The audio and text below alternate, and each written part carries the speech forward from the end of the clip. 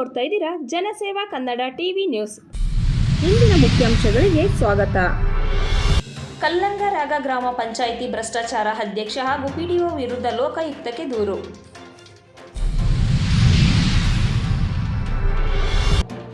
ಎಟಿಎಂನಲ್ಲಿ ಹಣ ತೆಗೆಯಲು ಇಳಿದ ರೈತನಿಗೆ ವಂಚಿಸಿದ ಅಪರಿಚಿತ.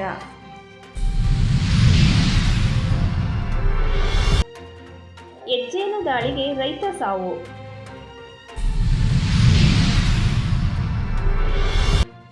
ಸಿಆರ್ ಪಾಟೀಲ್ ಎಂಬ ಎರಡನೇ ಚಾಣಕ್ಯ.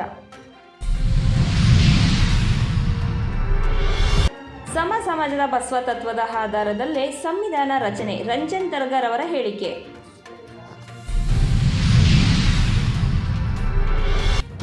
ರಾಜ್ಯ ಸರ್ಕಾರದ ಹೊರ ಗುತ್ತಿಗೆ ನೇಮಕಾತಿಗೂ ಮೀಸಲಾತಿ ಅನ್ವಯ, ಮಹತ್ವದ ಆದೇಶ.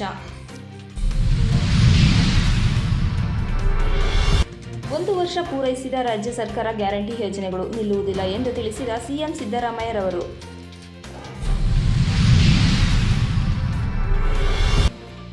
ದಕ್ಷಿಣ ಶಿಕ್ಷಕರ ಕ್ಷೇತ್ರ ಮಂಡ್ಯ ಜಿಲ್ಲೆಯಲ್ಲಿ 5,403 ಅರ್ಹ ಮತದಾರರು.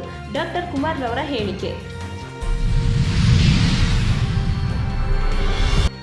ಬುದ್ಧ ಪ್ರಜ್ಞೆಯ ಬೆಳಕಿನಲ್ಲಿ ಪಾಕಿಸ್ತಾನದ ದುಸ್ಥಿತಿ ಕಂಡಾಗ.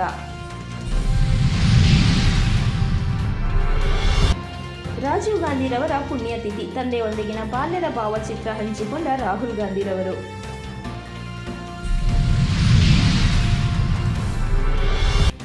ಚೀನಾದ ಕಮ್ಯುನಿಸ್ಟ್ ಪಕ್ಷದೊಂದಿಗೆ 12 ಸಭೆ ನಡೆಸಿದ ಬಿಜೆಪಿ, ಸ್ಫೋಟಕ ಮಾಹಿತಿ ಬಿಚ್ಚಿಟ್ಟ ಕಾಂಗ್ರೆಸ್.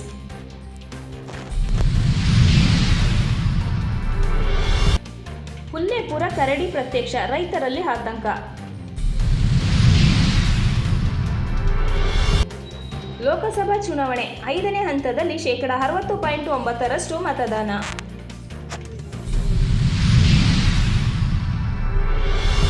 ಮಂಡ್ಯ ಮತ ಎಣಿಕೆ ಕುರಿತು ಅಧಿಕಾರಿಗಳ ಸಭೆ, ಎಣಿಕೆ ನಿಖರವಾಗಿಲ್ಲ ಎಂದ ಜಿಲ್ಲಾಧಿಕಾರಿ.